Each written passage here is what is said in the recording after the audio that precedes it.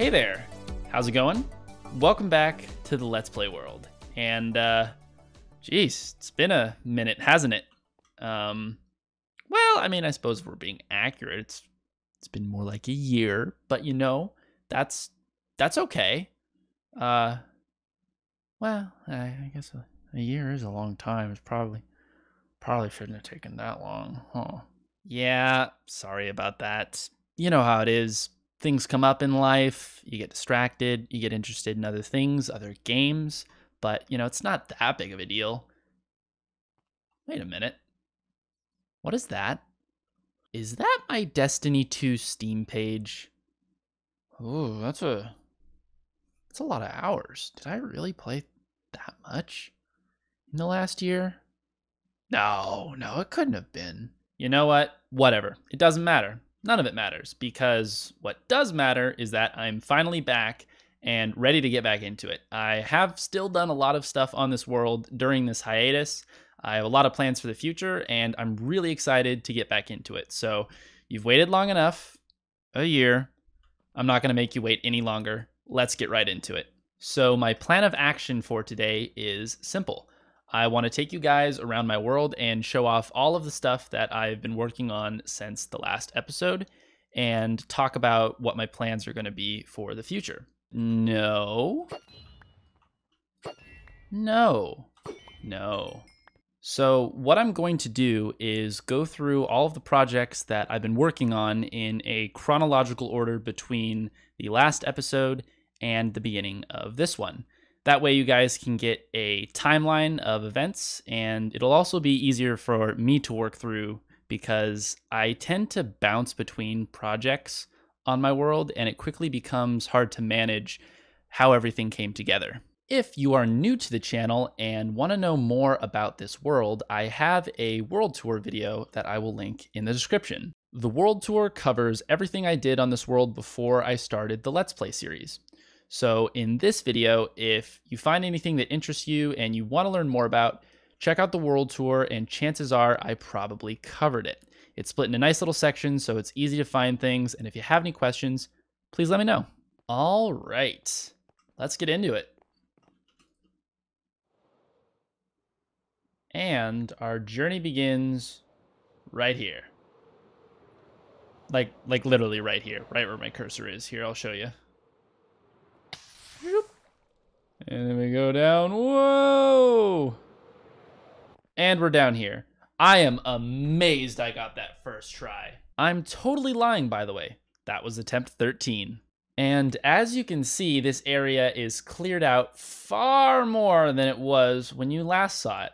Yeah, so pretty much after I finished the first video, I almost completely took a break from this game, and I played Destiny 2. And I'd play Destiny 2 the next month and the month after that. And I pretty much played Destiny 2 for the first 6 months of this last year. And I didn't really touch Minecraft at all. I would only log in occasionally and do some grindy project for a couple of hours and log off. Kind of a therapeutic thing. And at first, the Bedrock project served as my main grindy project to work on. So I would come down here for a couple of hours, fill some bedrock in with glass, maybe do a little bit of clearing here and there, and that was about it.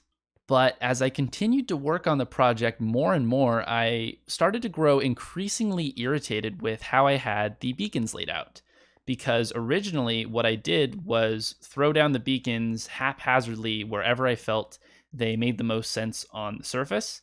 And down here, they were just in this unorganized manner that didn't make me feel very satisfied. And much to my dismay, because it does cause some issues up above, as you'll see later, I decided to move the beacons around so that they fit into a perfect grid-like fashion where they're all aligned and spaced out perfectly. And I used this beacon here, which is my main snow biome beacon at the center of my base, right next to my big tree. I used this one as my anchor point, so I referenced all the other beacons to line up perfectly with this one. And with the exception of this corner over here, we have a 1, 2, 3 by 1, 2, 3, 4 grid of beacons all around my base. The ultimate goal, of course, is to have the whole area around here cleared out, and pretty much all I have left is a little chunk of that back section there, and this corner over here, which again still lacks a beacon. And then once that's cleared out, I have to fill the whole area in with black glass, and that's going to be a lot of work. One thing I wanted to quickly highlight about this project is just how much time it takes to actually clear out all of this stone. Obviously, with speed mining, the process is much, much quicker, but when I run into stuff like lava lakes, I have to spend a good half hour or so filling that in before I can even move forward. And then, of course, there's the issue of caves that go above the level here that I have to fill in to make the roof all flat. And I even have remnants of old strip mines from way back in the early stages of this world. I think you can still see a little bit over there. I've mostly filled all of them in at this point, however.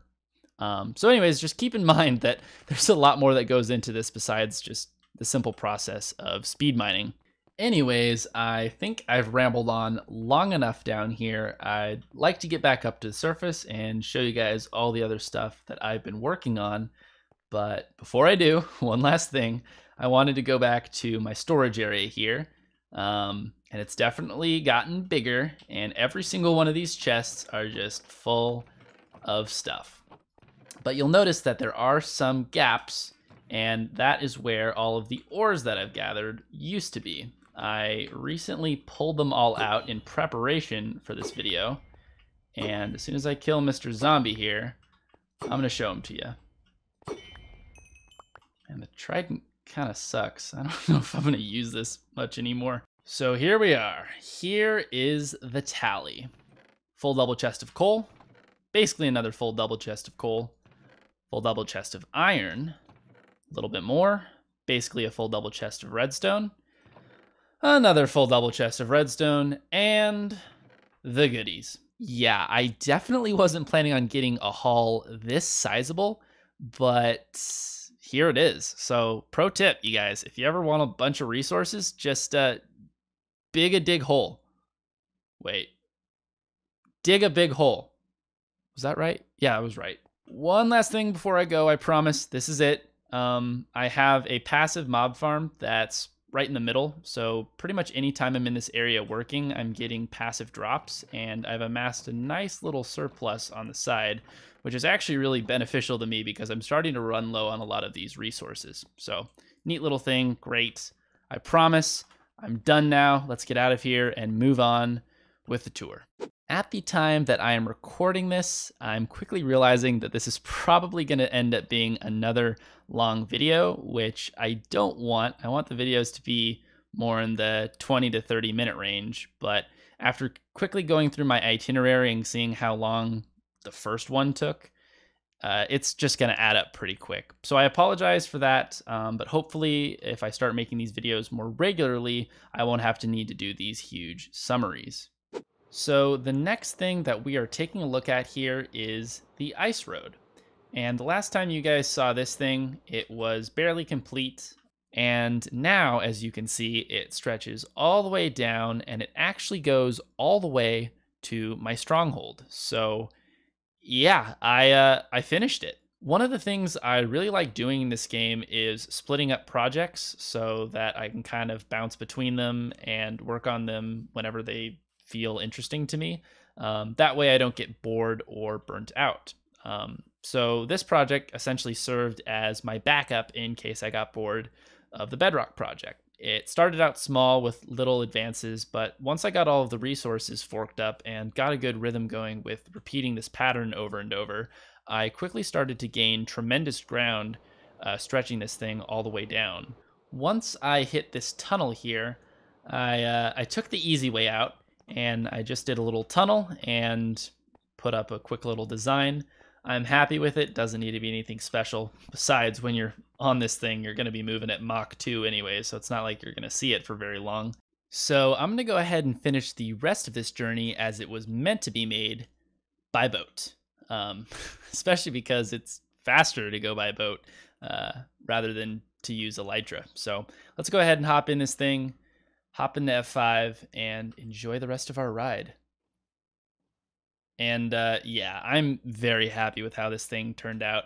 It was a little tedious to build, but like I said, it came together nicely once I got the rhythm going, and it just adds so much more character to the build and to the world, and I'm very happy I did it. Okay, so next up on the list here is the terraforming project I started in the previous episode. And in that episode, I basically did the chunk that we're looking at right here, give or take. Yeah, somewhere around there. And the rest of it, I said I would take care of off camera. And surprise, surprise, that's exactly what I did. This thing is all done. Basically, this thing was just like the Bedrock project and the Ice Road. So it was just another grindy project that I would work on whenever I felt like it. And if I got bored, I would rotate to something else. So I thought I'd hop into spectator mode real quick here just to give you guys some panning shots of what this thing is looking like as a final product. And yeah, it's the same old cliff terraforming design that I did in the last episode. I just continued the pattern, and I stopped it once it hit the edge of the tree plot that I outlined with this cobblestone line here. So it stops on this end, and then if we follow the line to the other end, the cliff also stops over here. Though I would say that the cliff terraforming portion of this project is all done, there is still the matter of connecting it to its surrounding environment, so making it flow into the river a little bit nicer. And then there's the whole matter of what I'm doing with this back mountain area. And I'm probably going to end up just doing a little bit of polishing work and calling it that. But for the time being, I just kind of stopped it short because I didn't really have any immediate ideas or interest, for that matter, to do any more work on it. So this is what it's looking like right now, and I mean, let's be honest, this is probably what it's going to look like for a while. Okay, so we are now at the section of the video where I think things get a little bit more interesting, because we are essentially already at the 6-month mark since the last episode, and I'm now starting to get less interested in Destiny and more interested in this world, though it is still sparse. This is the point where I actually start thinking about expanding on projects and moving forward in the world. And I was focused first on my super smelter area here because at the time I was still using it quite a bit to smelt glass for the Bedrock project. And in that time, I got more and more sick of just the way the area felt leading up to my little dwarven smelting station here. It just felt very underwhelming and half-assed, you know, because I've got this really cool dwarven forge thing going on down here, and all that I have leading up to it were just some quickly dug caves. It didn't feel appropriate. So without any real plans as to what I was going to expand and use this area for, I started to dig it out and bring out the columns and architecture from the original design here, just to make the area feel more like it was its own thing rather than the forge just being one pit stop location. My goal here is to make... Holy crap. I just pooped. Anyways. Shut up! Can't have nice things, can't make a nice video when the sky won't shut up. Have to go sleep it off. Isn't this great? Don't we love this? Yeah. Okay, well. We shouldn't have any more interruptions. Where was I? I lost the thought. Okay, I'm good now. So, talking about this area here, I want it to feel like an extension of the forge over there. I want to bring the architecture out and make the project feel like it's on a larger scale than it did before when it just had some dainty caves connecting to it. And already, just by clearing out the area more and putting in some structural components, it already feels way, way better. And I especially love the bridge I put up here because it gives a really nice vantage point of the forge. I did start running into a problem while I was doing this though, because right next to this area here is where I had my storage for my AFK fish farm. Emphasis on had. It's no longer there now. So yeah, I basically just sat down, flipped a coin, and was like, all right, what am I doing? Am I going to leave the fish farm and try and like carefully weave it together? Or should I just tear it out and give myself a lot more flexible room to work on this thing? And ultimately, I picked the latter. So yeah, originally I had like a whole area going through here, rows and rows of chests, and they were all connected to an AFK fish farm that I had on the surface. A farm that is no longer there now. I removed it. And for a time, I just kind of left it like that because I had already done so much AFK fishing on this world. Like, actually, you know what? I'm curious. Let's see here.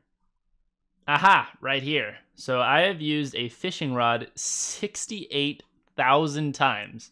So that right there is the number of drops I've gotten from AFK fishing on this world. I will say that now that I'm thinking about it, I believe fishing is the only AFK farm I've ever really used on this world. And that's really nice for me because I like keeping track of how many hours I've spent playing on here. And that number gets pretty fuzzy when you start dealing with AFK time because AFK time is sort of cheaty time played. So just because I was curious, I ran the numbers, and in order to get this many drops from fishing, I likely would have spent at least 300 hours AFK fishing on this world. So that was actually a lot more than I was expecting. And that's out of a total of 62 days spent playing on this world, which comes out to a little under 1,500 hours. I don't know if that's more or less than it should be given what this world is looking like, but either way, I feel a little nervous. So we're coming back down here real quick to talk about one last thing, and that is the super smelter itself. Don't worry, it still works great. I absolutely love this thing, but it does have one glaring issue, and that issue has caused me to not really use this thing for, it's probably been like 3 or 4 months now. Basically, the main thing I've been using this for is to produce glass for the Bedrock project. And because I need so much of it, that also means I need a lot of fuel. For this smelter, I chose to use doors as my fuel source. And I did that for a very specific reason because doors are one of only a few items in the game that will smelt at a 1-to-1 ratio. If I were to use coal instead, which has a 1-to-8 ratio, the issue that I would run into on this particular smelter is it would probably only do about 6 or 7 instead of the total 8. And the reason for that is because the dispensing system here doesn't seamlessly push out items, so there's a little bit of a delay, and that delay makes it so if you use any item that isn't at a 1-to-1 ratio, you're going to have a loss of efficiency. If any of this doesn't make sense to you, I explain it more in my world tour video. And that finally brings me to the issue here because I've only ever done manual tree farming on this world up until this point. So all of the doors that I've used on this thing have been created from hand-chopped wood. And at this point, I'm pretty sick of that. I don't want to do it anymore. So I just kind of stopped, and since then, I haven't had any fuel to continue production. Subsequently, this is why I haven't really done too much work filling in stained glass at the Bedrock project because I'm all out of glass. I don't have any more. So my solution is to finally put in a semi-automatic tree farm into my world. And I think a good location for it would be down this corridor over here, though I'm going to have to be careful because I've got a little intrusive beacon beam there. But nonetheless, I still think this is a great location because it's right next to the super smelter, so I can just tree farm while this thing is running. And it also works out because usually when I'm sitting here, I'm just kind of twiddling my thumbs like a moron, so at least I'll actually be using my time a little bit more wisely. I love how I'm like being so careful and efficient with my time on this world, but then I get off my computer, get back to the real world, and I just couldn't care less. Anyways, this is actually something I want to get started on pretty soon here. And that also goes for continuing to develop this area and get it to a more complete state. And yeah, now that I'm thinking about it, I might end up doing this in the next episode. This might be what I start working on. I don't know, I'll have to think about it. I have like a list of a couple other things that I want to do, so we'll see. But There we go. We're done here, and let's move on. Okay, so I am flying westward on my world because I want to show you guys a little project that I started. And it should show up pretty soon here. Yep, there they are. Okay, so where do I start here? You know what, let me fly over to this one first. This is where it all started. So remember how I was talking about when I took down my AFK fish farm, I was just going to leave it disassembled because, you know, I didn't really need an AFK fish anymore. Yeah, about that.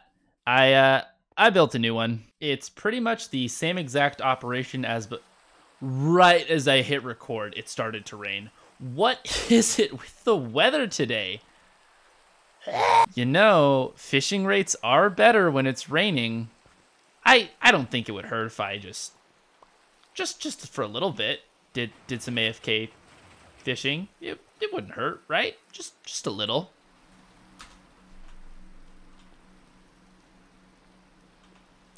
You good? Is that his butt now? I want to see the face. Where's the face? Oh, face. Oh, now the chicken's doing it. I swear, at this rate, my ADHD brain is never going to get through this video. Hi, buddy. Hi. Okay, I'm attempting to get back on track here. So, AFK fish farm, right? Yeah. Okay, so for those who don't know, the main reason why I do so much AFK fishing on this world is because pre-1.13, it's the only way to obtain mending books. And because I'm just such a sharp guy, I didn't want to update my world. So I was stuck in 1.13, and the only way I could get mending books was by fishing. And considering I have a lot of gear, and considering I'm known to break that gear, especially pickaxes, especially when speed mining, and we all know I haven't been doing any speed mining recently, I end up needing a lot of mending books. No, like, this isn't even funny, I'll bet. Let's see here. Time's broken. Oh, no. That's so much worse than I was expecting, actually. I was thinking, like, sub 50. 70! It really breaks my heart too, because easily like half of that were mending pickaxes. Just think about that for a second. God, I'm stupid. No, you know what it is? I'll be doing some casual speed mining, and I'll have a movie or a podcast or something on my second monitor, and I'll get a little too focused on it. I won't notice that my pick's getting too low, and then I'll hear my favorite. And I swear, every time I hear that wonderful noise, I get flooded with so many different emotions like disappointment, shame, fear. It really does bother me just how desperate I got for mending books there, simply because I was just not paying attention every time. But yeah, so I rebuilt it over here. It's the same exact design and setup as the last one. I even have a little underground storage area where I have all the drops funnel into and get organized. I haven't done anything as far as cleaning it up and making it look nice, but it is all wired up and ready to go for me. But yeah, let's talk about the actual building here for a second. Because rebuilding the AFK fish farm was a sort of abrupt decision, I quickly had to come up with something to house it, and this just sort of popped into my head. Or to be more accurate, this is what popped into my head. And what we're looking at here is my best attempt at recreating a building from World of Warcraft. It's a type of elven architecture that I remember having fond memories of when questing through Darkshore when I played Cataclysm. So when I sat down and started to design this thing, I looked at a couple of reference images from the video game. And immediately the thing that stood out to me the most was how the roof looked very similar to Prismarine, and most of the other structural components reminded me of darker wood tones such as spruce wood and dark oak. And all in all, the building came together pretty quickly. The only thing that I would say did take a decent chunk of time was trying to curve the roof lines and the beams at the top, because I did this thing on a small enough scale where doing details like that is it's just difficult. But I don't know. I just think it's really fun to try and take a small scale project and just cram as much detail as you can into it, because it's hard to do and it's a fun creative challenge. Ooh, it just so happens to be nighttime, and this is actually a perfect opportunity to show you guys a cool lighting effect I did on this building. And essentially, what I did here was I added some dim light sources. So I didn't want them to be completely bright because then it would be too overpowering. But I wanted it to be just enough so you could tell that there was light there. And so you get a nice light gradient effect across the roof.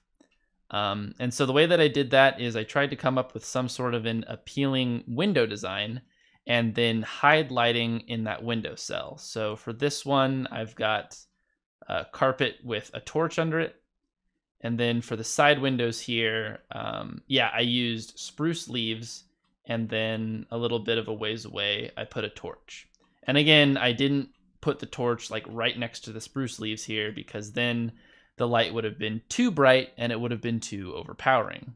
I'll definitely say that if you're really trying to get your build to that next level and you haven't experimented with lighting yet, that would be a good route to take, because if you do it right, it really gives it a whole new level of character and interest. And geez, it's already morning. I literally have been spending the whole night panning around this thing, just admiring it. I really like the way that this turned out. So anyways, let's get back to the matter at hand here. I went through all of the trouble to design this building and make it look awesome, and I didn't even end up using it for my AFK fish farm. And I basically, midway through the process of designing this one, realized that the layout didn't work and it just wasn't quite the fit that I wanted. But I still loved the building, and I decided it would just be my first template item. So when I first decided that I wanted to rebuild my AFK fish farm, I intentionally did it away from my main base. I decided that I wanted to start branching out on my world and explore new areas and just create locations that I can go to, because it was getting really boring just staying in one place all the time. And basically, after I built this building over here, I decided that it would be cool to create a little area over here that has the same type of architecture and terraforming that you see in Darkshore. And this right here would be the first building that I would use as a template to design the other ones. And yeah, I basically used this template to whip up what we got going on over here. And when I did this, I was also looking at another reference image from Darkshore, so there was a little bit of inspiration there. But the focus of this build was much more on meeting needs of the fish farm. So having enough space for a fully sealable doorway, having more room for storage, etc., etc. Oh yeah, and this also begs the question, what is going to happen to this area over here? And ultimately, I decided that I want to scrap it. It just wasn't really panning out for me. I'm finding that I'm enjoying fantasy architecture much more than real life modern architecture. It also just feels weird and out of place on my world at this point, because, you know, now that I've built this aqueduct over here, it just doesn't quite look right. And it's also like, if I go into spectator mode here again, it also is very close to it. And especially if I would build a building right over here by the cow pen, it would just feel a little too intrusive and it just wasn't working. So yeah, I'm going to tear down this area over here. Luckily, it's not really too much development, and I can take the animals and probably incorporate them somewhere into this area over here, and it'll be a done deal. So I just realized in that last take that I referred to my ice road as an aqueduct. And like, I don't know when my brain made that comparison. Like, it is a good one, don't get me wrong. It does look like an aqueduct. But I'm worried now because I feel like that's the word I've been using to refer to it. And it's just worrying me. I don't know. Also, this is day 4 of recording. My brain and voice are both going like exponentially. So, if as the video continues on, you see this thing crumbling more and more, just know that it's gonna get worse and I'm not gonna do anything about it. I'm kidding. I got some water and I'm doing a lot better. But seriously, though, like going around my world and talking about all this stuff is really hard for me to like process because it makes sense in my head, but the moment I start like talking about it, it just immediately becomes this jumbled mess and just melts my brain. As always, if anything's unclear or confusing, just let me know down in the comments and I'll try to answer your question as best I can.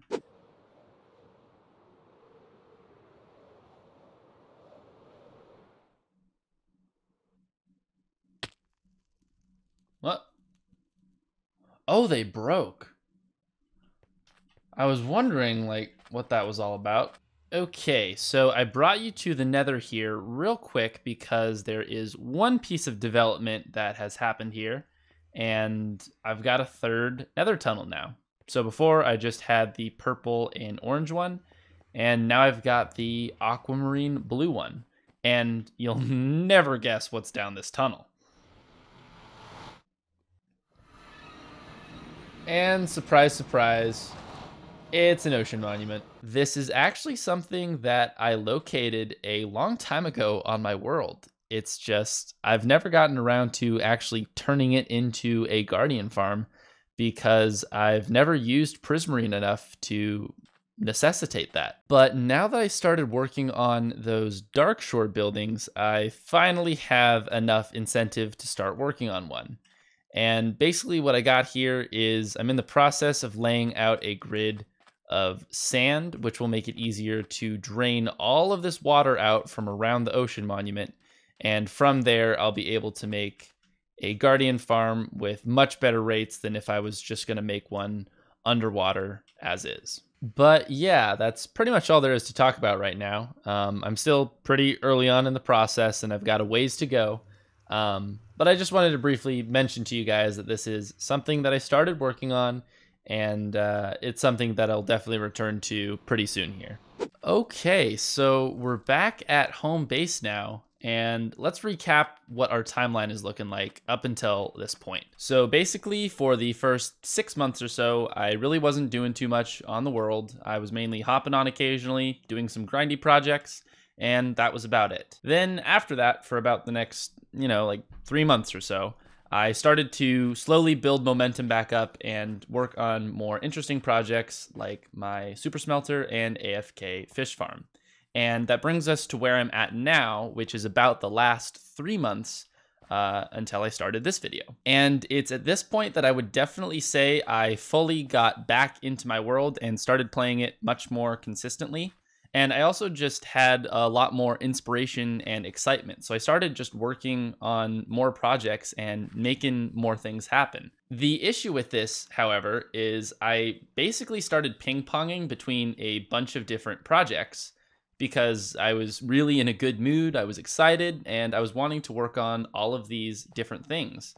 And that's going to make it very difficult to put things in an orderly timeline here. So for the next couple of minutes, I'm probably just going to be ping-ponging around and talking about things as I see them. And just know that they were all done roughly within the same period of time. I just can't for the life of me remember the order. First up, back behind my nether portal, I put down some basic impression lines to suggest where I want a mountain to be at some point in the future. And basically the reason I did this is because I decided that the nether biome just wasn't big enough. I wanted it to be bigger. And it also just didn't look right that I had this massive portal, but there was just a bunch of other stuff in the backdrop. So I think it would be more appropriate to try and have a lot of netherrack in the backdrop. And a good way to do that is to put a massive mountain behind it. To be more accurate, I would actually want this to be a volcano because I'm going to want it to spew a bunch of lava and have it spread all across the biome. Also, while I'm up here, now is a really good time to talk about the realignment of the beacons that I did down at the Bedrock project. So like I said, I spaced them out to be in a grid-like pattern. And if I just kind of zoom out more and more, you can kind of see that grid. So all these beacons are lined up perfectly and it feels a lot cleaner. But of course, as you probably noticed, this does lead to a couple of issues. The big one over in my nether biome is that it cuts right through my old netherwort farm. And yeah, this put me in a difficult position because I didn't want to just remove the netherwort farm, but I also can't really move the beacon beam either. And ultimately, as much as it sucks, I think my only best option is to take down the netherwort farm. So what I'm going to do is I'm going to remove it and rebuild it probably somewhere over here, which works out fine because, like I said, I want to expand my nether biome anyways because I just don't think it's big enough. Also, one last thing I wanted to quickly mention while I was in the nether biome is I put in this little secret entranceway that you saw near the beginning of the video. And again, I don't exactly remember when I put this thing in, but it was at some point while I was working on the Bedrock project because I wanted a way to just fly straight down there, and I thought this would be a cool way to do it, a little secret entranceway. And then this just leads to my other cave systems down here. So I'm probably going to try and put something down here that's like nether themed and try and expand the caves a little bit. And then as far as this cave goes for flying in with the elytra, it's definitely not big enough. So one of the things I'm going to be working on here is continuing to widen it and clean it up so that I don't keep bumping my head every time I try and fly down. Oh yeah, I guess it is a one-way entrance, huh? Yeah, that's not quite ideal. Back down here, I also came and removed the slime farm that was sort of sticking out from the ceiling a bit because I didn't really like the way that that looked, and I'd rather have this whole area down here looking clean than have that sticking out. And so if I go into spectator real quick here, you can still see, where is it at? Here we go. You can still see the chunks where they're at. It's just, I kind of tore out everything that was in between. If I do end up wanting to make a fully fledged slime farm in this world, I think I want it to be away from my main base because I've kind of got enough things going on around here. So yeah, I'm just going to kind of leave this as an empty space that probably won't ever get used. Okay, so next up here, we're stopping by the dead biome. And did I look at you? Ah! I didn't even see him. He must have blended in with the black ground. Oh, that's terrifying. I think I'm just going to stay up in the air. Thank you very much. Leave me alone! Despawn!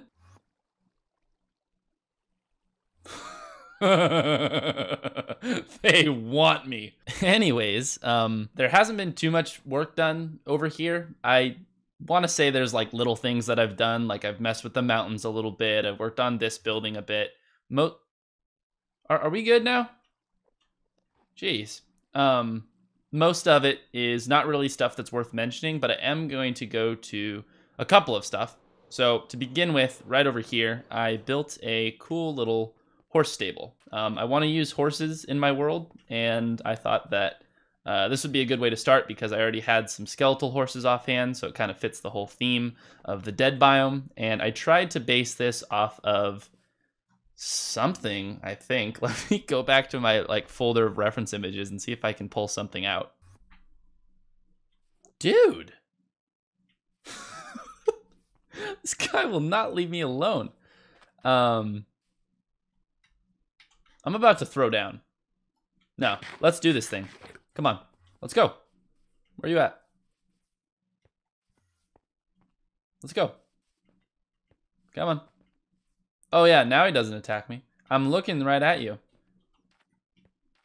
Endermen are weird in the daytime. They're like less active. They're like dormant. But he's not going away.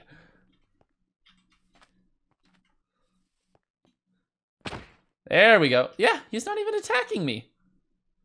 I've never seen that before. That is so bizarre. Can you attack me, please? Where is he now? Is he down here? Aha! There we go. God. And he wasn't going to despawn because he had the sand block. That actually makes a lot of sense. So I couldn't find anything in the folder, but I just remembered that I was basing this off of some sort of a stable from World of Warcraft. I don't know why I decided that it was necessary to do that. I could have easily just looked up any type of stable, but nonetheless, that's what I did. Actually, I looked into it a little bit more, and I'm pretty sure I figured out which one I was trying to base it off of. It was a stable that went with your garrison, I think, from Warlords of Draenor. And I know it's kind of like an obscure one to pick. I don't know why I chose to do that, but yeah, I did. And the only thing I changed, of course, is I made it look all decrepit and broken down because I thought that would fit the theme of the biome a lot better. And I think it turned out really good. I really like the way that it looks, having like cracks and stuff in the roof. And I think I want to do that for all the other buildings I put in here. Yeah, so I'll go back to like this building, for example, and tear up the roof, texture it a bit. I'm surprised I've left it blank like that this far, actually. That doesn't look very good. I always love checking out this building at night because the faded lighting in the window just looks so cool. It has a really eerie ambiance, and it'll be really exciting when I put in more buildings like this around the area. I think it'll give it a really spooky ghost town kind of vibe. And yeah, this is another good example of using lighting in your build and taking it to the next level. This is honestly one of my favorite projects that I've ever done. And yeah, I've been working on this building a little bit here and there. I've mainly just been trying to figure out what I'm gonna do with the interior because when I first built this thing, it was just a template. So it was an example of what the architecture will look like in this biome. And yeah, I never decided what was going to go inside. So before, I had some chests, just some basic storage for some of the stuff I used to work on the area around here. And I moved it into these shulker boxes just temporarily. And it occurred to me that it would actually be smart to have a formal storage area that I can use as sort of a hub for working on this project. So I thought it would be good to move it back into this building here and just put it on the second floor, somewhere around here, and maybe I can have some beds and stuff and do something cool with the interior. And then as far as the bottom floor goes, I think I'm just going to keep it simple and do a little bit of a library kind of deal here. And what's cool about this idea is, actually, is it hooked up? No, doesn't look like it. Well, I put some pistons in here because I wanted to have a little secret entranceway here in the bookshelves.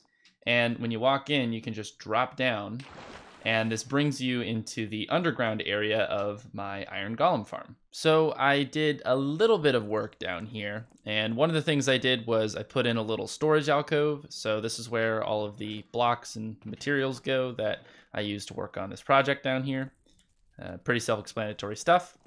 Then on the other side, I finally put in a staircase to the second floor because before that, the only way to get back up was just to ender pearl or use my elytra. So I'm glad I actually have a way of getting up. And if I'm not mistaken, I think I put in another one too. Like down this. Ah, yeah. So I put in a little bubble elevator here as well. So I can get up this way. And I think that's about it. I think this corridor wasn't developed before, so I want to say I did that also.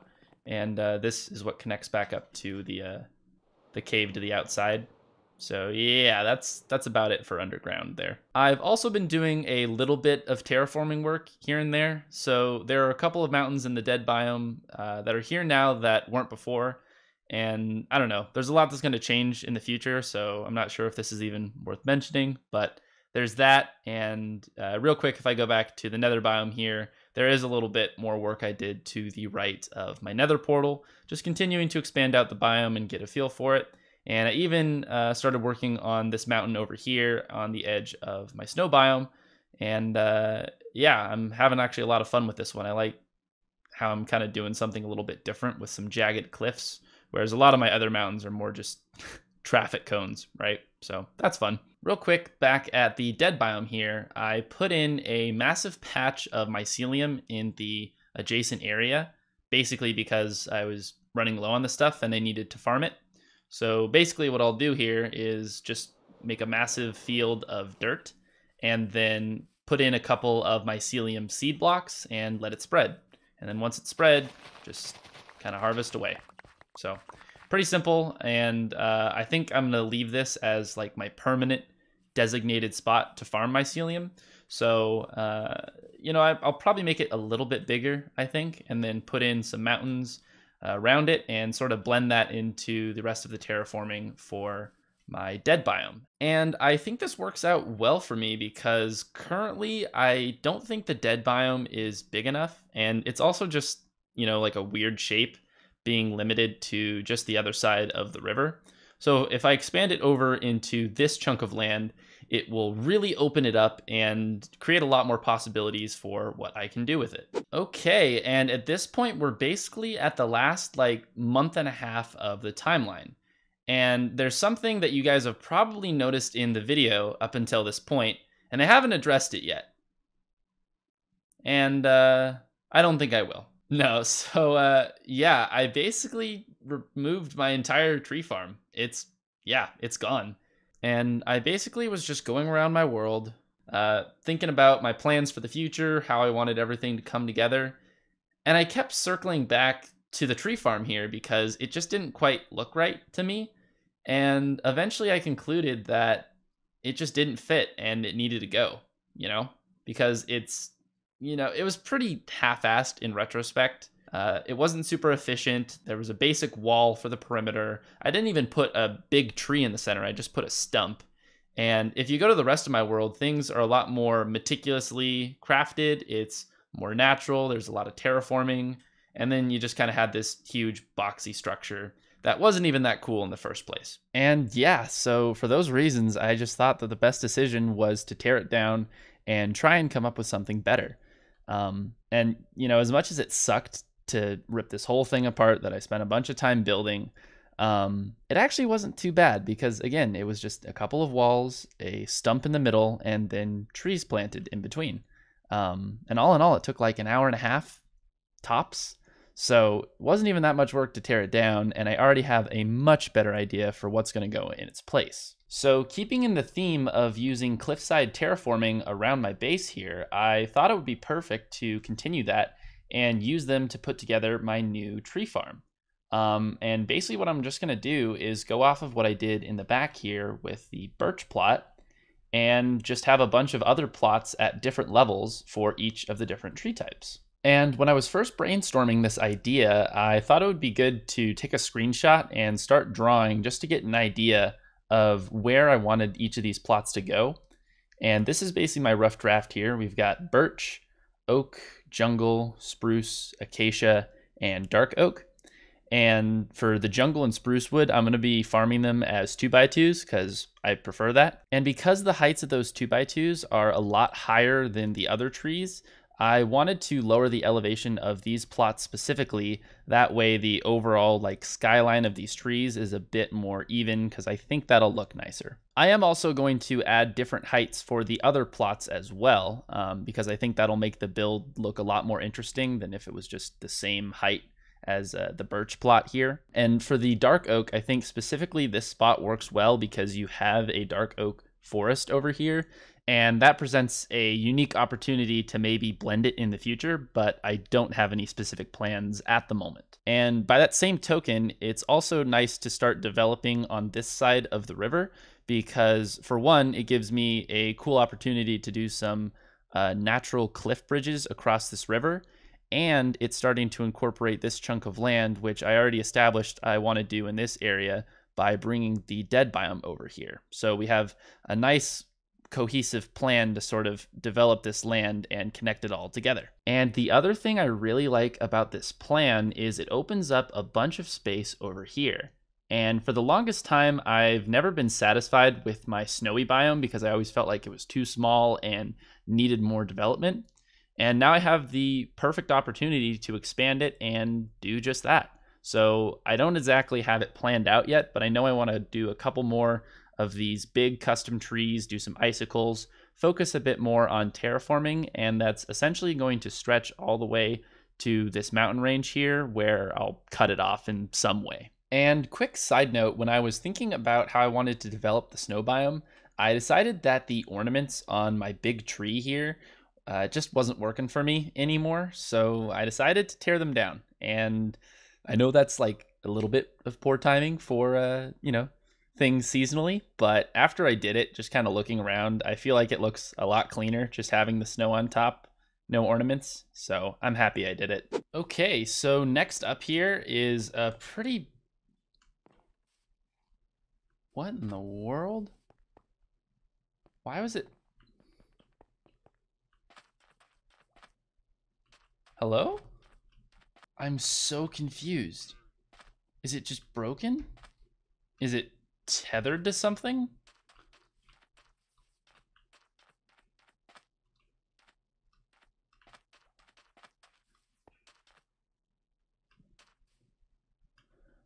Okay, well, I should probably ignore that and keep moving here.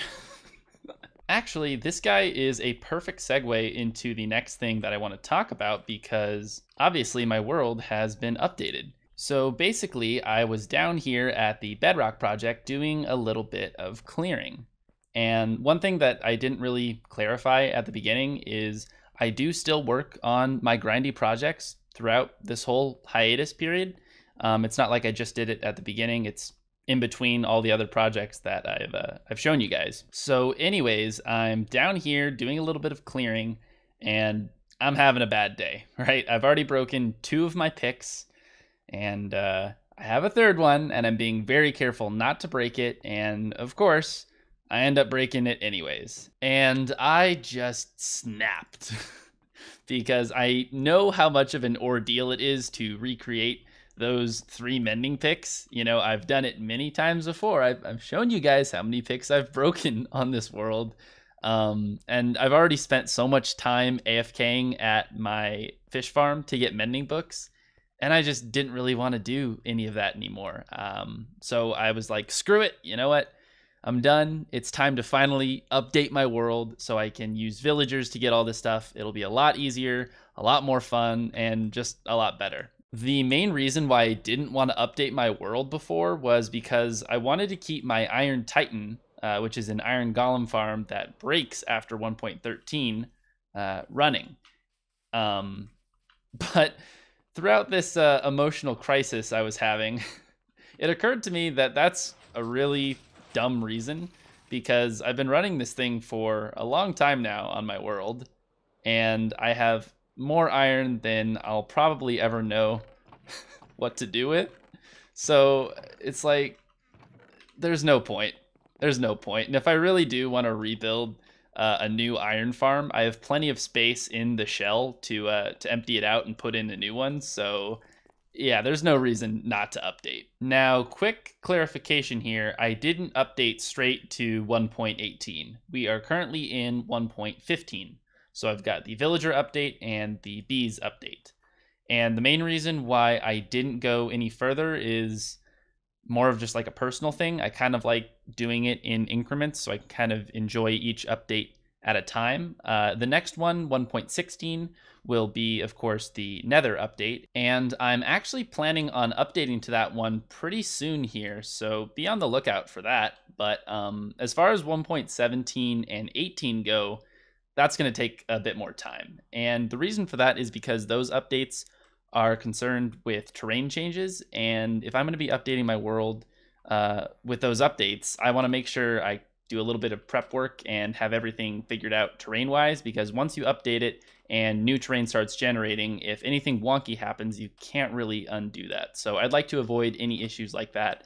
And for that reason, it's going to be a bit of a wait. So anyways, the first thing that I did when I updated my world is I pulled some villagers that I had stowed away, and I basically just put together this crude but effective setup that will allow me to completely put together a mending pick. All I need to do is just get the XP to combine it all on an anvil.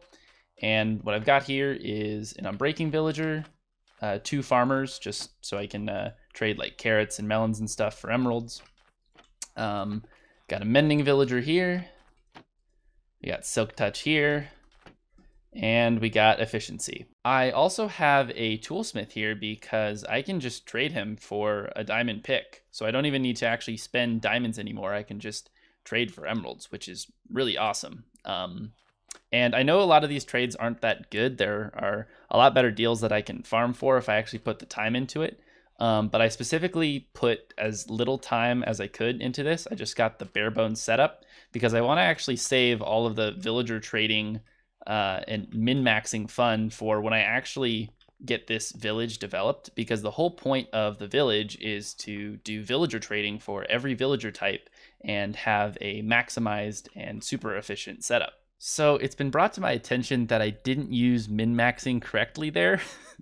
It's more of a character building thing for RPGs, but my point when I was using that term is that I want to try and have the best possible trades for every villager type. And yeah, so now that I finally got this world updated, I was really excited to start working on this village because this is something that I've been dying to do for a while now.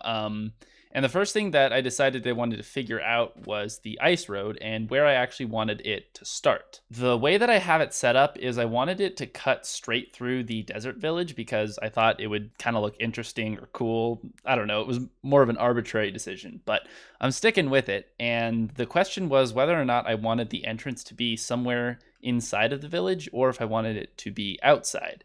And ultimately I decided that outside would be better, because if we're talking about efficiency, I want to be able to get to this ice road quick and then zoom all the way to my stronghold. And if it was in the center of my village, I would have a lot more of a walking distance to get to it. So I decided to put the tower out here. And yeah, this is what it's looking like. Pretty standard stuff. It's actually based off of the first tower that I'd come up with for the ice road.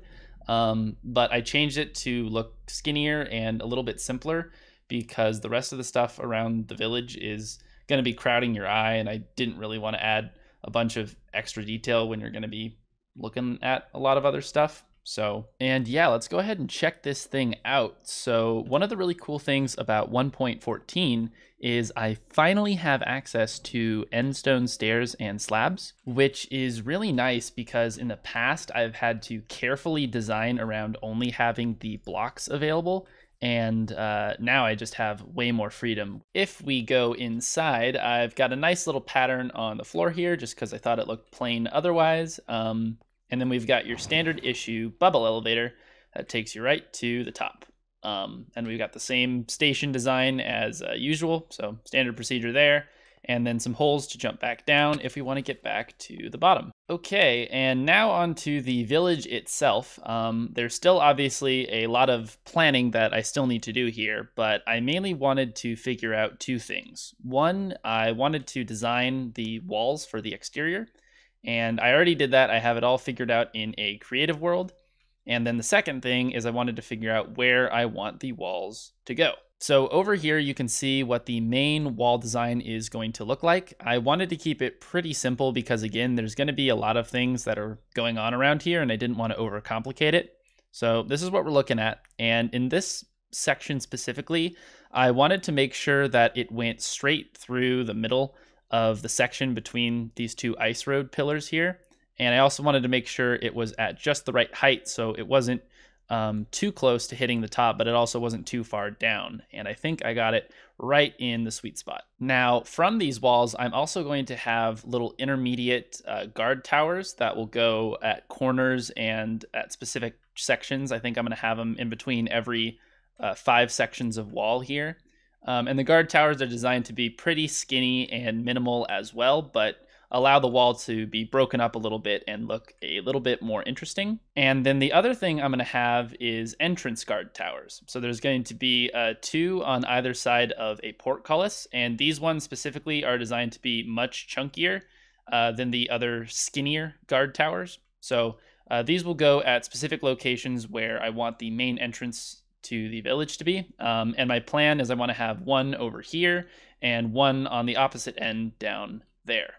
And because I'm just such a nice guy, I decided to hop into my creative world real quick here and show you guys what the designs are looking like. There are probably some little things here and there that I'm going to change, but overall, this is what the main entranceway is going to look like.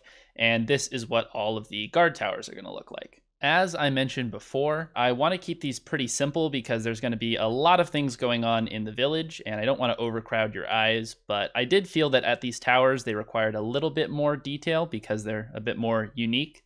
So I put in some birch fences just to add a little bit of a window deal. And of course, there's birch fences for the portcullis. And overall, I think this will look really cool when I finally put it together for the whole village border. So back at the world here, when I was starting to figure out the border, I, again, really wanted one of the main entrances to be right over here.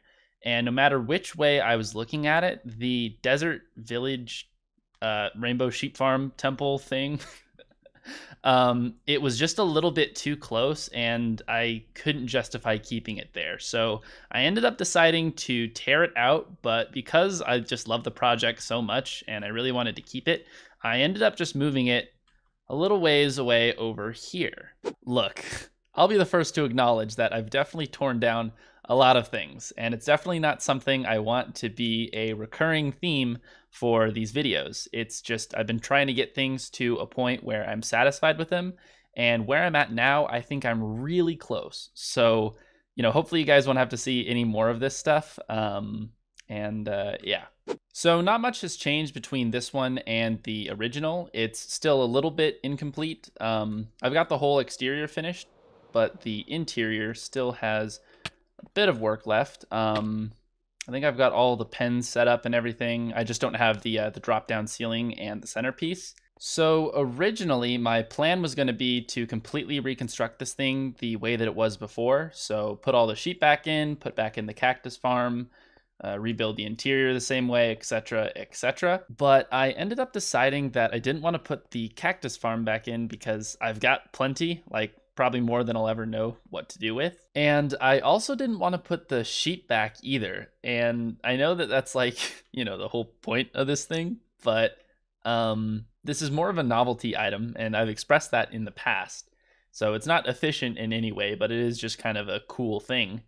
And if I were to put the sheep back the way I had it before, there would be 8 per color, and there are 16 colors. So that would add up to a total of 128 sheep. And yeah, that ends up causing a little bit of lag, and that's kind of a steep price to pay for just a novelty item that isn't efficient at all. So yeah, that begs the question, what am I going to be doing with this thing? And for the time being, I think I'm just going to leave it the way that it is right now. It's still a very aesthetically pleasing build, and it can just be eye candy and just a little bit more content in the world, I guess. I'm sure I'll come up with something at some point, though. Also, one thing that I put in was a rainbow beacon. And this isn't, for any effects or anything. It's just aesthetical. I hope that's a word, aesthetical.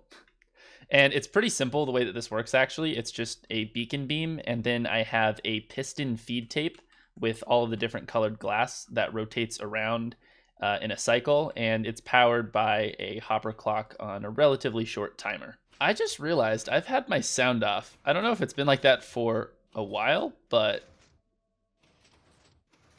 Oh. I just noticed something. This block has been spit out. That's supposed to be over here. Here, can I stop the hopper clock? So this is supposed to go right here, I think. Like this.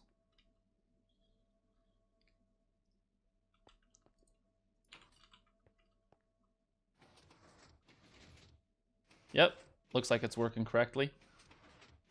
Okay. Yeah, that was weird. My guess is that it spit out that block by accident when the chunks were unloaded, so I might have to power this thing off when I leave the area, which might kind of stink. So I'll keep an eye on it. Anyways, if you guys are interested in building this thing for yourself, I'll link a video that shows you how to do it. Okay, so we only have one chunk left to talk about here, and we're back at the farming biome because there have been a couple of things that I've added in. So now that I have access to bamboo in 1.14, I could finally put in my bamboo plot here. And I put this thing quite a bit lower than the other plots because when it grows to its maximum height, I didn't want it to completely overpower everything else in the area, because this stuff grows quite tall. And it actually looks like I got it perfect. Like it's right at the same level as the sugarcane here. So yeah, I'm pretty happy with how this turned out. I think it looks good. And while I was working on it, I also decided that I wanted to start working on some cherry blossom trees, which is something that I've been wanting to do for a while now. It's just, I don't know, I guess it just kind of felt like uncharted territory for me, because you're doing custom tree work on a very small scale, and you're also dealing with a tree color that, you know, there aren't leaves for in game, so you have to kind of make up different textures for it. And I don't know, I was just a little nervous about it, but I will say after I finished them and panning around them right now, I think they turned out awesome. Like one of the things that I really try and do, especially with natural builds, is to make them look good at like every angle. And I'm panning around here and these just look fantastic. So yeah, I think as I continue to develop this area, I'm going to continue to put in a couple of these things. You know, I think the pink just really makes this area pop and gives it the interest that it's been desperately needing, because it's kind of boring with all the greenery and just the dull cliff sides, I feel. And yeah, so let's keep looking around here. So if we go down this pathway and off to the right, we hit the bottom of the bamboo farm. And I basically just made the same cliff terraforming design with a little pathway going around it. Looks pretty good. And over here we have an intersection. So if we go to the right, we hit my cave system, and you can see the storage area I got there. And if we go off to the left, I now have a pathway that goes up to my dead biome. So yeah, I really wanted to connect it up and start developing a little bit. And yeah, I think it turned out pretty good. Very, very happy with it. And one last thing here, we also have a cave that I don't know if I've connected up yet. Oh, look at that, I have. Yeah. So I want all of this stuff to connect up with my underground cave system. So that will eventually get polished up and finished over here.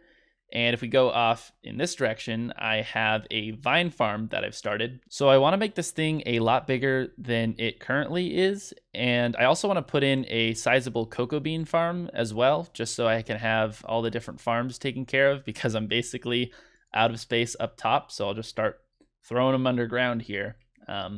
And if I continue in this direction down here, I want to have this cave continue and eventually pop out over here.